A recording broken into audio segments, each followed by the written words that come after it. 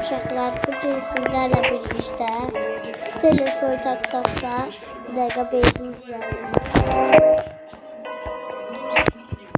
Stella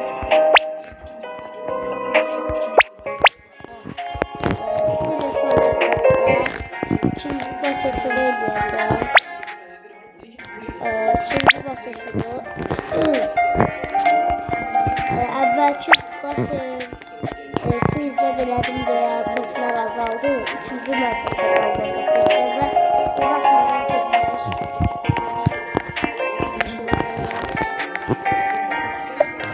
İlk olaraq burada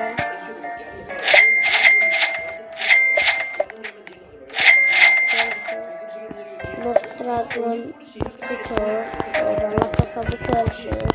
Lakasabu bilmem təzə başlıyor. Lost Dragon Citos 300 milyon. Pershing Lakasabu 2.2 bölüm. Lakasabu 1.5 bölüm.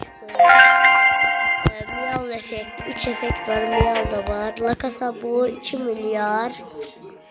Miyav efekti var. 2 bölüm. Lakasabu yine 4 tane Lakasabu var. Çünkü Lucky çok şey çıkır. Bunda da 5 efekt var. Bu tarafta da Snapchat var. Bu oyunda pet dağıdıram. Bedava pet vereceğim. Şartlar kanala abone olmak.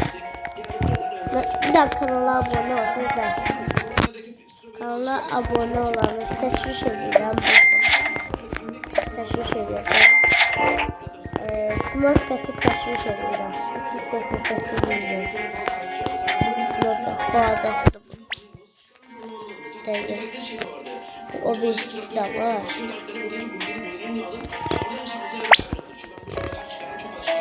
Değil. Burada Smurf'ta bakıyorum.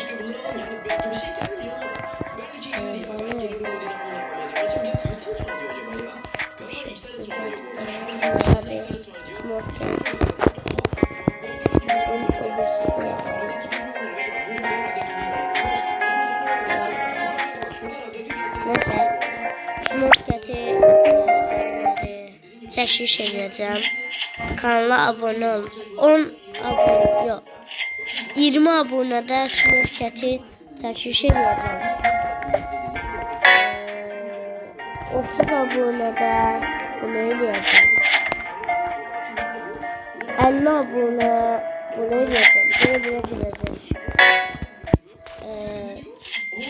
Petleri almak için şart kanala abone olmak için. Kanala abone ol. Videolar böyle petler kazanlar. Göstere görüşürüz. Bayağı almışım. Sonra klastan. Bayağı almışım. Sonra.